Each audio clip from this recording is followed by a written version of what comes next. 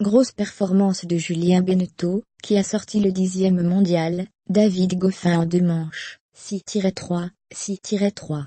Le Français est en quart de finale du Rolex Paris Masters. Relégué, comme Nicolas Mahut plus tôt dans l'après-midi, sur le petit court N de Bercy, Julien Benneteau n'y a pas connu les mêmes mésaventures. Face à David Goffin, 10e joueur mondial, adversaire qu'il n'avait jamais battu, une confrontation. Le vétéran tricolore, 35 ans, a poursuivi son étonnant parcours à Bercy. Il avait déjà sorti Jo-Wilfried Tsonga la veille, en s'imposant avec une autorité bluffante en 2 manches, 6-3, 6-3. Il n'y a pas eu beaucoup de matchs, dans ma carrière, où j'ai joué aussi bien que celui-ci, lâchera-t-il. Le tableau complète cette performance XXL, a été notamment construite dans la seconde moitié du premier set, où il s'est permis de prendre 3 fois le service de Goffin, et ce, après avoir écarté 2 balles de briques. Agressif, précis, présent sur toutes les balles en défense, Benneteau a écœuré son adversaire, imperturbable sur sa mise en jeu, 14 as, 89% de points au premier service au total.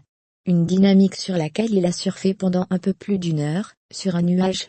Il n'y a pas de raison rationnelle, fermez les guillemets, en réussissant à nouveau le brick au début du second set. Celui qui avait annoncé, avant le début du tournoi, qu'il s'agissait de son dernier Bercy, a encore un peu plus chauffé les quelques centaines de personnes massées autour du court.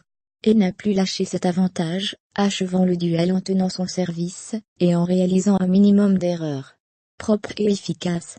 Goffin, à qui on a l'habitude d'attribuer ce type de qualificatif, n'a rien pu faire. Être capable de sortir ça à ce moment de ma carrière, c'est une double, une triple, une quadruple satisfaction. Il n'y a pas de raison rationnelle, souriait le tricolore après avoir exulté sur sa 2e balle de match. Benneteau, qui n'avait plus atteint les quarts de finale d'un Masters 1000 depuis août 2014, poinçonne un nouveau top 10 à son palmarès, et s'en va défier le vainqueur du duel entre Marin Cilic et Roberto Bautista Agut. À mon classement, d'écart comme ça, on n'en fait pas beaucoup. Le faire ici, en France, pour le dernier tournoi de l'année, c'est magique.